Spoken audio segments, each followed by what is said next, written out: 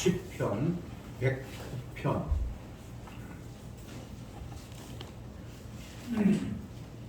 10편 109편 6절부터 16절까지만 교독하겠습니다. 6절 제가 먼저 읽을게요. 악인으로 저를 제어하게 하시며 대적으로 그 오른편에 서게 하소서. 저가 판단을 받을 때 죄를 지고 나오게 하시며 그 기도가 죄로 병케 하시며 그 년수를 단축케 하시며 그 직분을 타인이 취하게 하시며 그 자녀는 과가 되고 그 아내는 과부가 되며 그 자녀가 유리구걸하며 그 황폐한 집을 떠나 빌어먹게 하소서. 본이 대금하는 자로 저의 소유를 다 취하게 하시며 저의 수고한 것을 외인이 취하게 하시며 저에게 은혜를 계속할 자가 없게 하시며 그 보화를 연율할 자도 없게 하시며 그 후사가 끊어지게 하시며 그의 이름이 통화되게 하소서.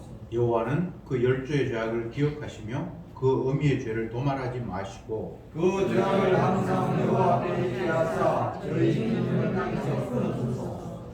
저희가 긍휼히 여길 일을 생각지 아니하고 가난하고 궁핍한 자와 마음이 상한 자를 핍박하여 죽이려 한 영곡니이다. 아멘. 아멘.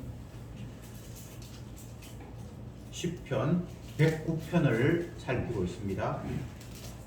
지난주에 한 주간 앞부분의 1절부터 5절 말씀까지 살폈습니다. 109편의 내용은 다윗이 자기를 괴롭히고 핍박하는 원수를 향해서 하나님, 이 원수를 물리쳐 주십시오.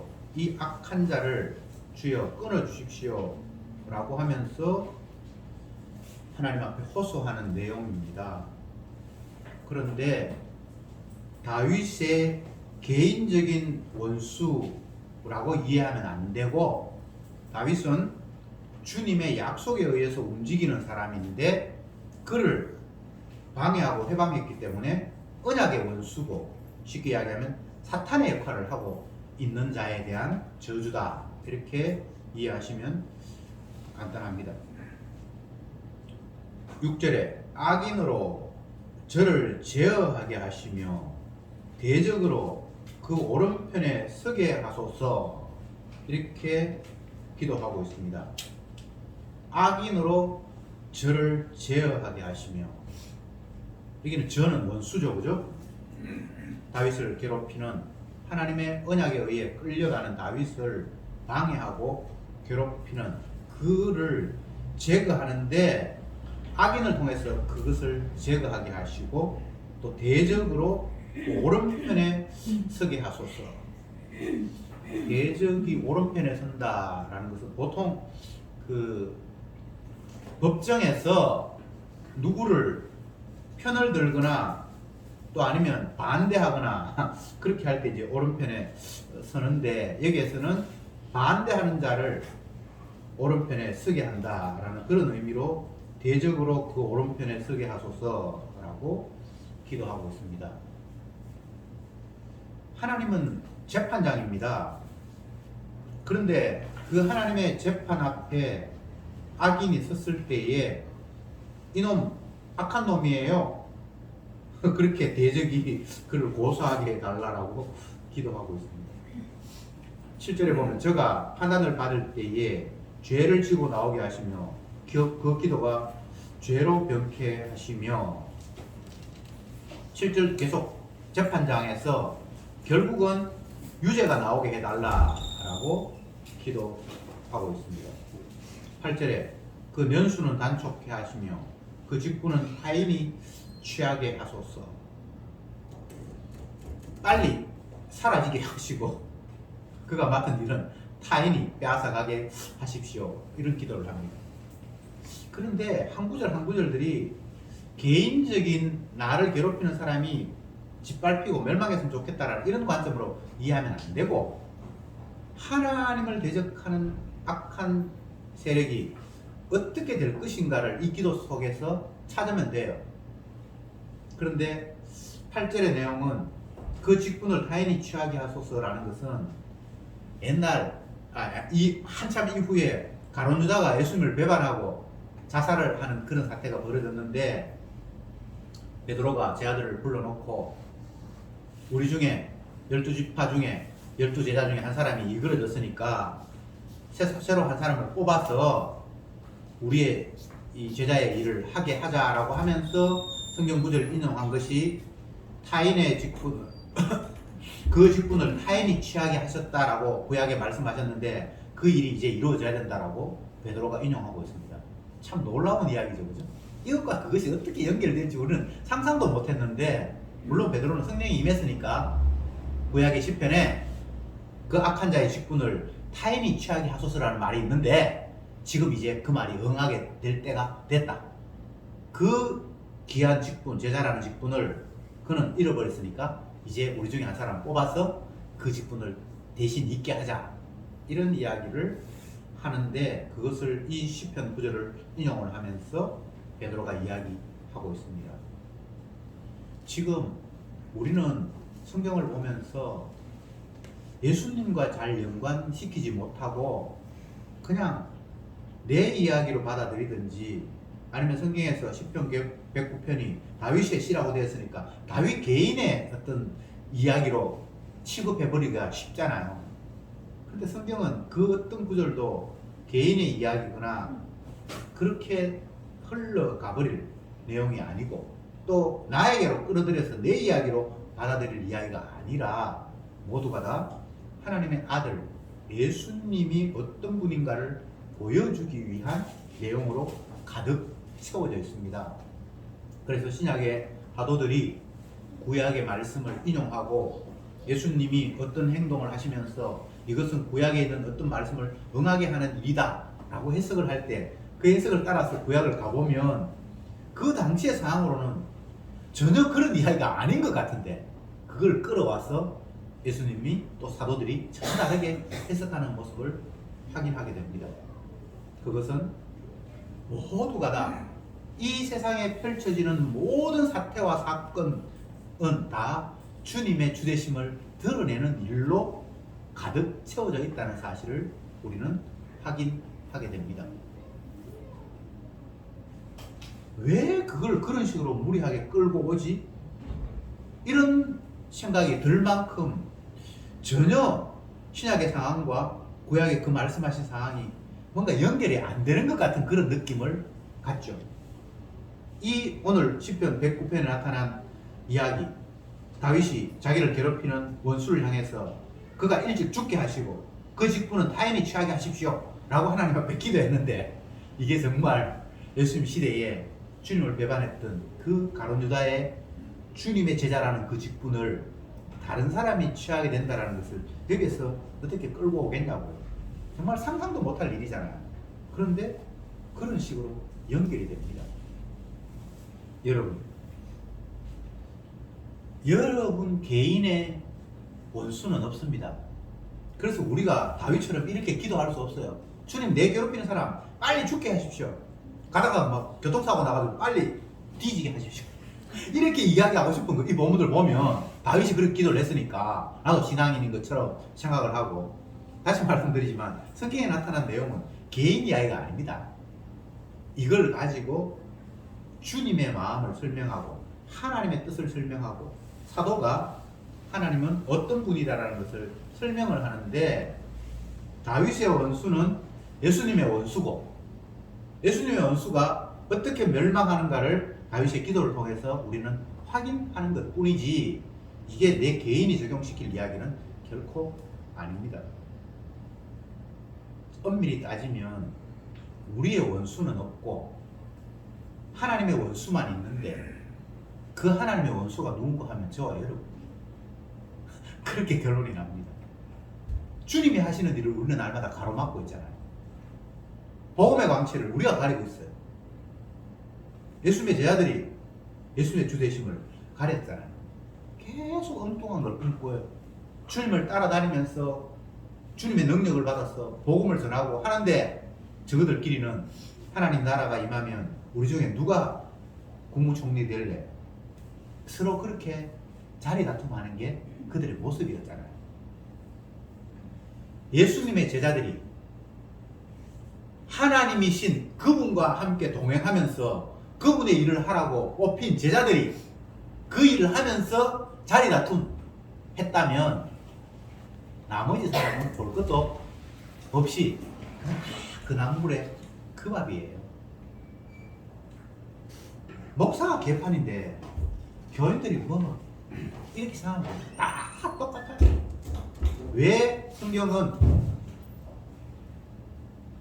이스라엘이라는 특별한 한 나라를 뽑아놓고 그들이 하나님의 은혜로 구원을 얻고 하나님께서 허락하신 적과 꿀이 흐르는 땅으로 옮겨졌음에도 불구하고 하나님의 성전이 불타고 하나님의 율법이 해이해졌고 그래서 망하는 그 모습을 성경이 이야기하고 있습니까?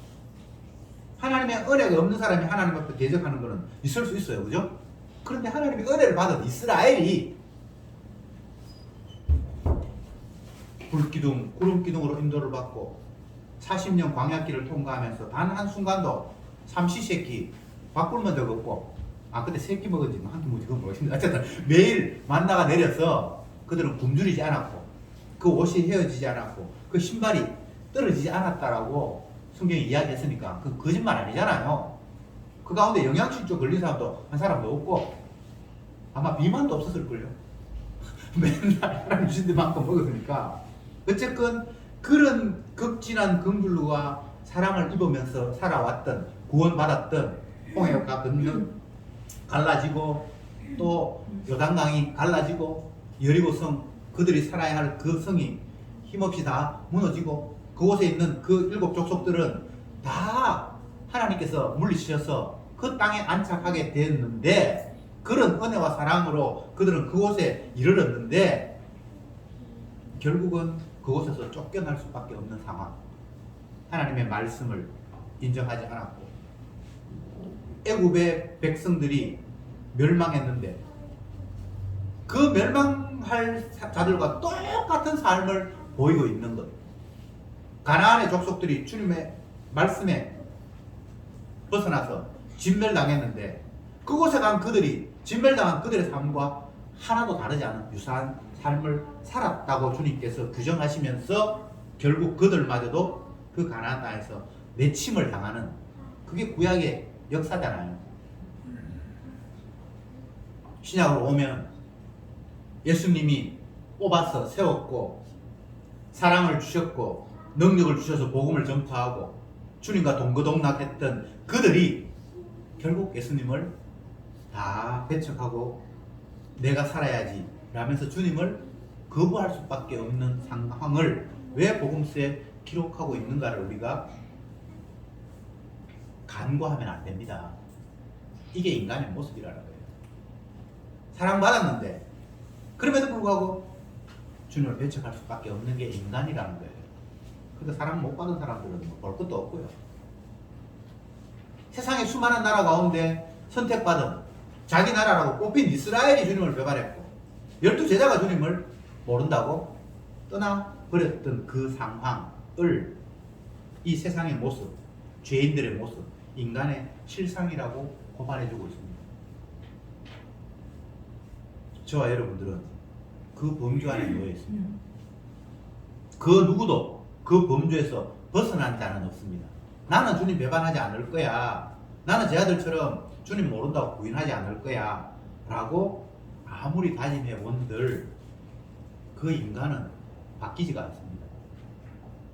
그래서 모든 사람이 하나님의 영광에 이르지 못하도록 되어 있습니다. 다시 본문으로 돌아가서 9절을 볼게요. 그 자녀는 고아가 되고 그 아내는 과부가 됩니다. 그 자녀가 유립구건하며 그 황폐한 집을 떠나 빌어먹게 하소서. 야, 참 저주도 이런 저주가 없어요. 그죠? 네. 고아가 되고 과부가 되고 고대에서는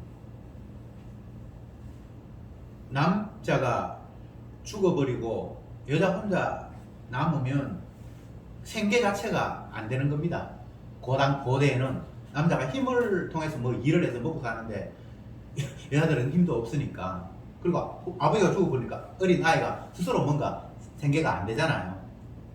이거 참 불행한 일이거든요. 남편이 먼저 죽어서 아내만 남고 과부가 되고, 아버지가 먼저 죽어서 고아가 되고, 이 상황 자체가 저주인데, 이것을 땅의 관점에서만 머물지 말고 하늘의 관점으로 올라가면 주님이 우리의 아버지신데 아버지가 안 계시는 사람, 주님이 우리의 남편인데 그 남편이 떠나가 버린 사람의 모습을 생각해 보세요. 그게 저주잖아요. 주님 없이 살아가는 인생. 그분이 나의 신랑이라고 말씀하셨는데 나는 그 신랑 바라보지 않고 세상 쫓아가는 인생이 저주받은 인생이잖아요. 찬송가 가사 가운데 주 떠나가시면 내 생명 헛되네, 이런 가사가 있어요. 주 떠나가시면 내 생명 헛되네. 내가 가진 것이 무엇이든, 내가 현재 있는 상황이 어떤 상황이든, 내 위치가 어떠하든 주님이 우리 곁을 떠나가 버리면 다 도루묵입니다. 지금 다윗을 공격하고 거짓말로 그를 괴롭히는 그 악한 세력을 향해서 그 자녀가 고아가 되고 그 아내가 과부가 되게 해주십시오 라고 기도를 하는데, 이 상황을 다른 쪽으로 자꾸 돌리지 말고 우리가 과연 주님의 은혜를 배반해서 내 아버지시고 내 하나님이시라는 그분을 잊어버리고 내 남편이라는 그분을 떠나버린 고아와 과부가 아닌가를 생각하게 하는 말씀입니다. 인간의 기도는 대부분 다오 다오 다오 다오 하는 거예요. 지금 현재는 그게 없는데 그게 나에게 주어지면 좋을 것 같고 모든 문제가 해결될 것 같은 그런 생각이 들어서 끝없이 이거 주세요 저거 주세요 라고 인간들은 하나님 앞에 요청합니다. 그런데 따지고 보면 이미 우리에게는 필요한 것들이 다 주어졌어요. 하나님께서 이스라엘 백성들에게 거듭거듭 하신 말씀이 나는 네 하나님이 되고 너는 내 백성이 되리라, 그런 말씀을 계속 하셨습니다. 그리고 다른 데서는 나는 너의 신랑이다, 너는 내 신부다, 그런 이야기도 거듭거듭 반복했습니다. 주님이 우리의 주가 되시고 그분이 나의 사랑하는 남편이 되었으면 부족한 게 없거든요. 그런데 그 주님을 등 돌리고 그 남편을 떠나서 자꾸 엉뚱한 것을 달라고 요구하고 있는 꼴, 이게 저주받은 인생의 모습입니다. 성도는 부족함이 없어요. 시편 23편에서 다윗이 그렇게 고백했습니다. 여호와는 나의 목자시니 내가 부족함이 없으리로다. 그가 나를 푸른 초장에 인도하시며 쉴만한 물가로 인도하시는 것. 내가 사망의 음침한 골짜기로 다닐지라도 해를 두려워하지 않을 것은 여호와의 지팡이와 막대기가 나를 안위하시나이다. 그 뒷부분에 쫙 나가면 내 잔이 넘치나이다, 부족함이 없으리로다, 계속해서 그 이야기를 합니다. 모자람이 없어요. 잔이 철철 넘친다고 합니다. 왜? 나는 목자고 그분은 나는 양이고 그분은 나의 목자시니까. 양에게 필요한 것은 얼른 생각하면 마실 물과 먹을 꼴, 풀이라고 생각하지만 그건 2차적인 문제고, 목자가 있으면 모든 문제가 해결이 됩니다. 목자의 인도를 받으면 물도 풀도 얼마든지 얻을 수 있습니다. 마귀는 양인 우리에게 목자가 있어야 된다는 생각 말고 마실 물과 먹을 풀이 있어야 된다고 자꾸 유혹을 합니다.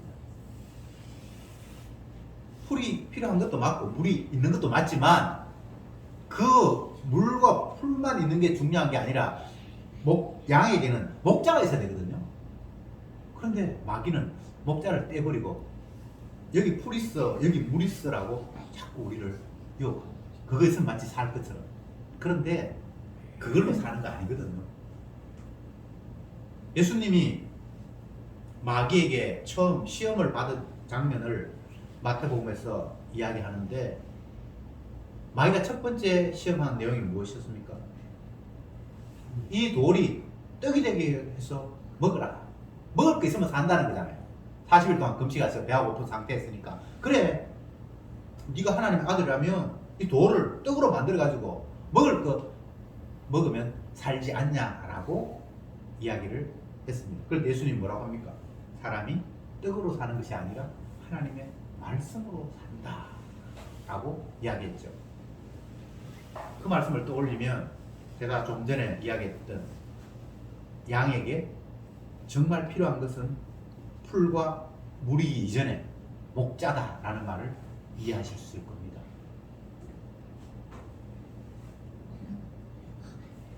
사람은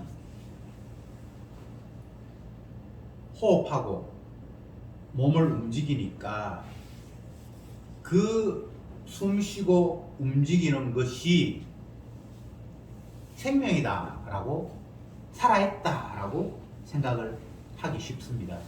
근데 성경에 보면 숨쉬고 몸 움직인다고 살아있다라고 말하지 않아요. 살았다 하는 이름은 있으나 실상은 죽은 자로다. 성경에 이런 말씀이 있거든요. 분명히 생물학적으로는 의학적으로는 살아있는데 하나님이 죽었다라고 이야기하고 있어요. 그 의미를 우리는 되새겨야 합니다. 숨 쉰다고 살아있는 게 아니고 주님과 끈이 연결되어 있어야 성경에는 살아있다라고 이야기합니다. 아무리 숨쉬고 움직여도 주님과 연결선이 잘라져 버리면 오늘 시편에 나타난 그 8절에 9절에 있는 말씀처럼 아버지가 죽어서 남편이 죽어서 과부가 되고 아버지가 죽어서 고아가 되면 이거 지금 단절된 상태잖아요. 그건 저주예요. 그 살았다 하는 이름을 있으나 실상은 죽은 거예요. 그러나 주님과 연결되어 있을 때 그를 진정으로 생명이다 라고 성경은 이야기하고 있습니다. 11절에 고리대금하는 자로 저의 소유를 다 취하게 하시며 저의 수고한 것을 외인이 탈취하게 하시며 저에게 은혜를 계속할 자를 없게 하시며 그 고화를 연율히 할 자도 없게 하시고 13절에 그 후사가 끊어지게 하시며 그 후대가 저의 이름으로 도말되게 하소서. 앞부분에는 보면 그 재물이 탈취당하고 그가 가지고 있는 것이 다 빼앗기는 것으로 이야기하는 것 같은데 그 뒷부분에 보면 후사가 끊어지고 그 후대의 이름이 이제는 도말됐다, 아예 없어져 버렸다라고 표현을 하고 있습니다. 이게 저주받은 모습입니다. 제가 좀 전에 말씀드렸잖아요. 생명은 숨 쉰다고 생명이 아니고 주님과 연결고리가 되어 있어야 그게 생명이에요. 이게 끊어져 버리는 게 저주잖아요. 무슨 말인지 아시겠죠? 네.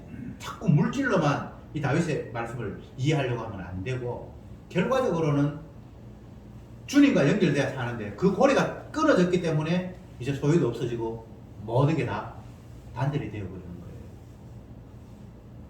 어리석은 부자는 내가 열심히 일해서 내가 먹을 것을 한평생 먹을 것을 창고에 가득 담아 두었다. 이제는 걱정이 없다. 먹을 것으로만 살 수 있다고 생각하는데 주님이 뭐라고 이야기합니까? 이 어리석은 자야, 오늘 밤에 내가 네 영혼을 데려가 버리면 네 창고에 모아둔 것이 네 것이 되겠느냐. 주님과 관계가 끊어져 버리는 것이 아무것도 없는 거예요. 그런데 어리석은 인간들은 주님과 관계가 끊어진 것들도 모르고 그냥 창고에 뭔가가 있으면 그것이 나를 계속 살릴 수 있는 것처럼 착각을 하죠. 마치 원둥치에서 잘려진 그 상태, 뭐 끝꽂이 해서 그냥 꽃을 꽂아 나온 것처럼 그렇게 생각해 보세요. 지금은 아직 꽃이 살아있는 것 같잖아요. 근데 그거 죽은 거거든요. 예수님께서 성도들을 설명하면서 나는 포도나무요 너희는 가지니 저가 내 안에 내가 저 안에 있으면 이 사람은 많은 과실을 맺으리라 이렇게 말씀하십니다. 성도는 원둥치 주님께 붙어있는 가지가 되면 그걸로 끝나는 겁니다. 내 스스로 뭔가 열매를 맺어버리라는 그 발상 자체가 착각이에요. 그냥 원둥치에 붙어있으면 저절로 열매가 맺히는 거예요. 다시 말씀드립니다. 오늘 시편 기자가 사단이 나를 괴롭히는 악한 원수가 저주받게 해주십시오라고 이야기하면서 그 후사가 끊어지게 하시고 후대에 저희 이름이 도말되게 하소서라고 했고 앞부분에는 뭐 고립 대금업자가 그의 소유를 탈취하고 그가 열심히 수고해 모아온 것을 다 가져가게 하십시오라고 이렇게 얘기를 하는데 결국 이 상황은 붙어 있어야 할 생명의 근원 되시는 그분으로부터 단절된 모습을 저주받은 모습이라고 이야기하고 있다 이 말입니다. 주 떠나가시면 내 생명 헛되네. 주여 성신을 내게서 거두지 마옵소서. 그게 주님 떠나가면 내가 아무것도 아니라는 사실을 고백하는 거잖아요. 양에게 정작 필요한 것은 목자 외에는 없습니다. 목자 없으면 내가 아무리 많은 것을 가진 양이라도 그건 이미 죽은 거예요. 그게 저주받은 거예요. 목자로부터 멀어져 버리면 그게 저주라는 것을 오늘 본문은 우리에게 일러주고 있습니다.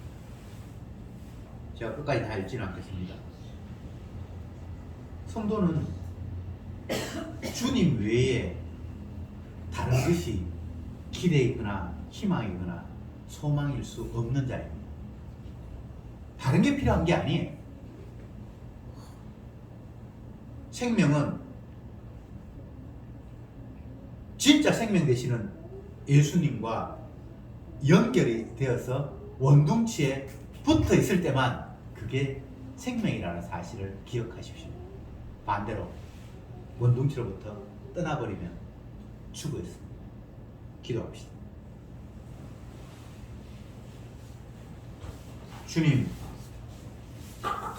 마귀는 우리에게 생명도 될 수 없는 것을 그것이 너에게 생명을 준다고 끝없이 거짓으로 속삭이고 있습니다. 그러나 주님의 말씀은